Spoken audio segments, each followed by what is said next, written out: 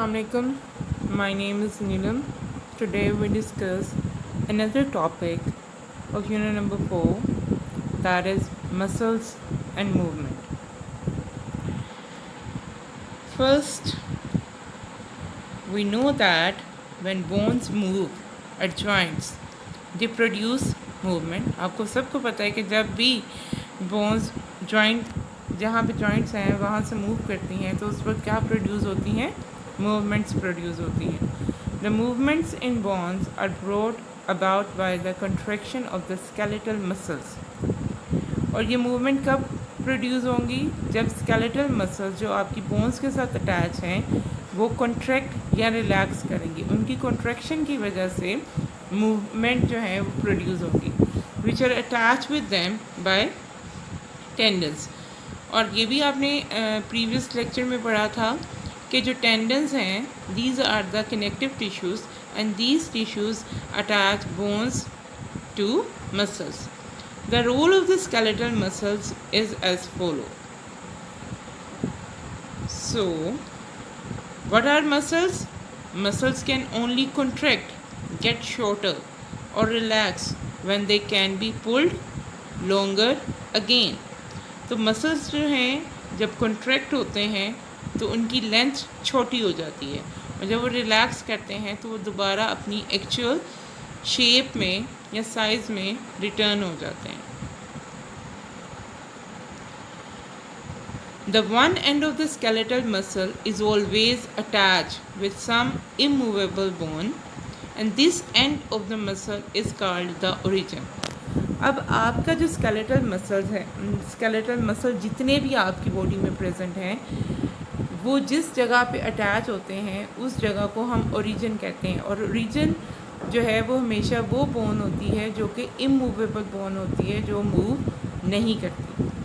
Other end of muscle is attach with the movable bone. और muscle का जो दूसरा सिरा होता है वो आपकी मूवेबल बोन के साथ अटैच होता है और उस हिस्से को आप इंसर्शन कहते हैं. When a muscle is stimulated by a nerve impulse it contract to become shorter and thicker. अब जब आपके मसल्स के पास नर्व इम्पल्सेस आएंगी और आपके मसल्स को इनिशिएट करेंगी या स्टिमुलेट करेंगी तो उसके नतीजे में वो क्या करेंगे? कॉन्ट्रैक्ट होंगे और कॉन्ट्रैक्ट होकर शॉर्टर और थिकर हो जाएंगे. Due to this contraction it pulls the movable bone at insertion. जिसकी वजह से क्या होगा? जब ये मसल्स आपके कॉन्ट्रैक्ट करेंगे तो वो पुल करेंगे और उनके पुल करने की वजह से आपकी जो मूवेबल बोन है वो इंसर्शन पे क्या करेगी? बेंड हो जाएगी. What is meant by antagonistic muscles? Muscles are said to work in antagonistic pair. This is because they oppose each other's movement. तो हमेशा जो मसल्स हैं वो पेयर में काम करते हैं. अगर एक मसल जो है वो कॉन्ट्रैक्ट कर रहा है तो दूसरा मसल क्या करेगा? ऑटोमेटिकली उसके ऑपोजिट काम करेगा, मीन रिलैक्स होगा. Skeletal muscles are usually in pair of antagonist. Skeletal muscle जो हैं जो आपके स्केलेटन के साथ अटैच हैं ये हमेशा जो हैं वो एंटागोनिस्ट पेयर की फॉर्म में काम करते हैं. मीन अगर एक मसल जो है वो कॉन्ट्रैक्ट हो रहा है तो दूसरा मसल उसके ऑपोजिट जॉब करेगा, दैट इज़ कि वो क्या हो जाएगा? रिलैक्स.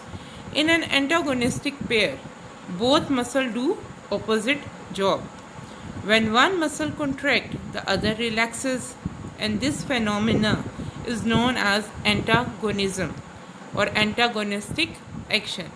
तो अगर आपके पास एक मसल कॉन्ट्रैक्ट कर रहा है तो दूसरा मसल उसकी ऑपोजिट जॉब क्या करेगा? रिलैक्स करेगा. और उसके रिलैक्स होने से उस प्रोसेस को हम क्या कहते हैं? एंटागोनिज्म कहते हैं या एंटागोनिस्टिक एक्शन कहते हैं. When a muscle contract and bend the joint, जब आप मसल कॉन्ट्रैक्ट करते हैं तो उसकी वजह से आपकी बोन जो है वो जॉइंट पे आके क्या हो जाती है? बेंड हो जाती है. It is known as flexor muscle. So जो मसल आपकी जॉइंट को बेंड कर रहे हैं और कॉन्ट्रैक्ट कर रहे हैं वो कौन से मसल्स कहलाएंगे? Flexor muscle. And the movement is called flexion. और आपके बाजू का जो बेंड होना है, बेंडिंग, वो क्या कहलाएगी? Flexion. When a muscle contract and straighten the joint, और जब आपके मसल कॉन्ट्रैक्ट करते हैं और दोबारा जॉइंट को सीधा कर देते हैं, it is known as extensor muscles. उनको आप एक्सटेंसर मसल्स कहते हैं। और उस फिनोमिना में जिसमें आपका जो क्या होगा कि जब आपका मसल्स कॉन्ट्रैक्ट करेंगे और जॉइंट को दोबारा स्ट्रेट कर देंगे, मीन आपकी फॉर एग्जांपल आप इसमें बाजू की एग्जांपल ले सकते हैं कि जब आपके मसल्स जो हैं वो कॉन्ट्रैक्ट करते हैं और जॉइंट आपका जो एल्बो है वो आपकी बेंड हो जाती है, तो इस प्रोसेस में हम क्या कहेंगे? इसे फ्लेक्शन।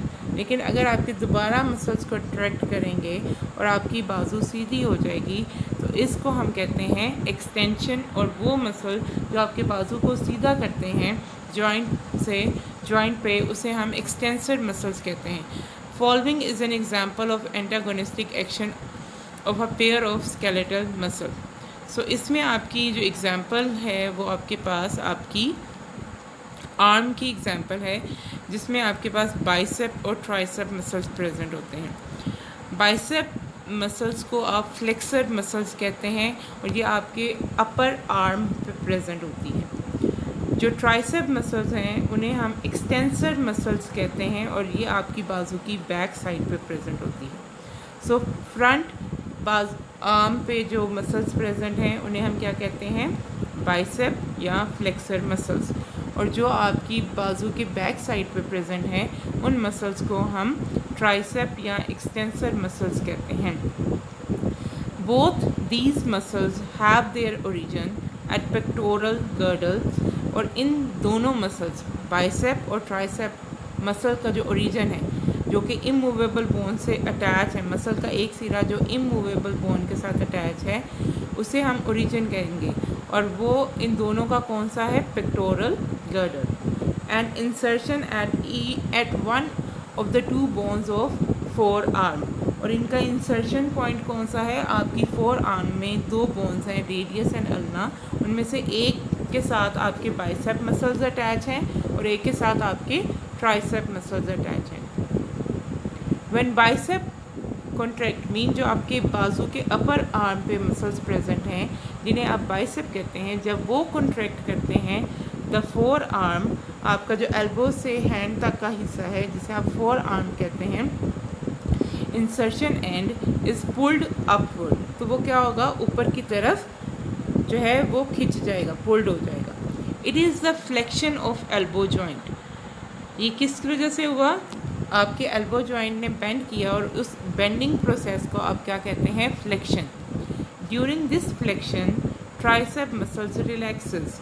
और उस दौरान जब आपके बाइसेप मसल्स कॉन्ट्रैक्ट कर रहे थे, तो आपके जो बाजू के बैक पे मसल प्रेजेंट हैं जिन्हें आप ट्राइसेप मसल्स कहते हैं, वो उस टाइम क्या थे? रिलैक्स थे। व्हेन ट्राइसेप मसल कॉन्ट्रैक्ट, जब आपके ट्राइसेप मसल्स कॉन्ट्रैक्ट करेंगे, four arm is pulled down. तो आपकी फोर आर्म जो है वो दोबारा स्ट्रेट हो जाएगी और इसे आप एक्सटेंशन कहते हैं। During it bicep muscles relaxes. और इस दौरान आपके क्या थे? बाइसेप मसल जो थे वो रिलैक्स थे या अपनी एक्चुअल पोजीशन में थे। In this way bicep and tricep make up an antagonistic pair of muscles. और इस तरह आपकी बाजू के जो बाइसेप और ट्राइसेप मसल थे उन्होंने क्या बनाया? एक एंटागोनिस्टिक पेयर बनाया, जिसमें अगर एक मसल रिलैक्स था तो दूसरा कॉन्ट्रैक्शन कर रहा था, और अगर एक कॉन्ट्रैक्ट हो रहा था तो दूसरा उसके ऑपोजिट जॉब कर रहा था, रिलैक्स होकर। Similar pair working antagonistically across other joints provide for almost all the movement of skeleton. So it is a diagram of the flexion and extension, in which in the first picture bicep muscles contracted and tricep muscles are relaxed.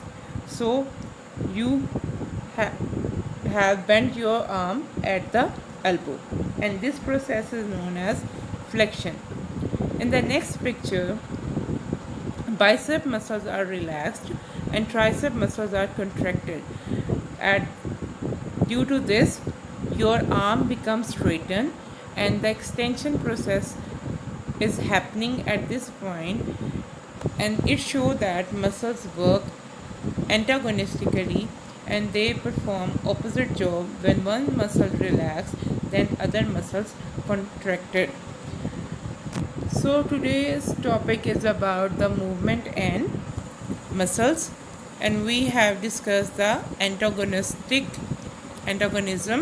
and antagonistic muscles and examples of bicep and tricep muscles at elbow. And I hope so you understand the topic. Okay, take care. Allah Hafiz.